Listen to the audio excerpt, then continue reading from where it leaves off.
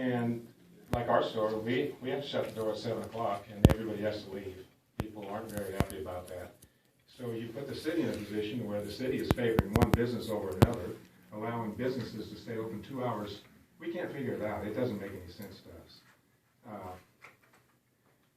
Most cities, when one of these things come up, they would have changed the whole code. So every store in the same business would have been open the same amount of time.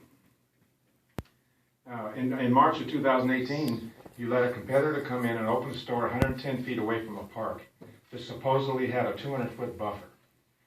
So this was supposed to be something really important that Johnathan's testified in here, how important this was to everybody. But for $400, they came and changed that, and they gave him a variance.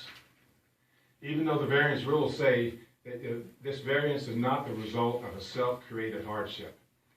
That particular building I looked at in January, 2 months before, and after I did my research, we walked away from it because it was 110 feet away from the dog park. They called it a dog park, but I mean, we've driven out there, and there's a place for kids to play baseball, and kids are out there walking their dogs.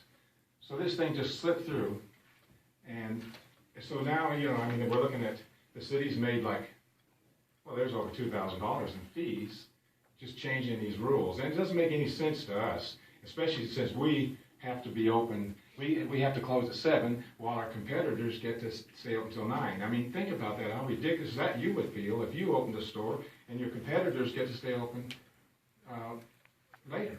I mean, it's... Anyway, and then this deal over here where they gave the hardship and gave the variance over this business over here. And looking at it, honestly, I mean, there's some real issues with the city in there. 3 people were there. One of them had recused himself, but he decided to go in and vote anyway. So it was an illegal variance, and I think the city's probably looking at another lawsuit with that.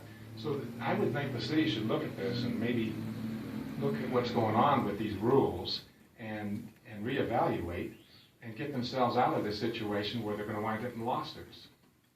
I don't think it's fair that we have to wait 2 months. Johnathan never said anything about this variance. So, I mean, we're coming in here every month, and at the same time these variances are happening, and nobody bothered to tell Herbal Choices that, oh, by the way, all your customers, I mean, you can't serve customers after 7, but your competitors can. So I think I think you got some real issues here that we'd like to see, evaluated. Okay. Thank you. Well, thank you so much for coming in. Madam Mayor, we do have a gun shop right across the street from the school, for crying out loud. What's the matter with the bot shop?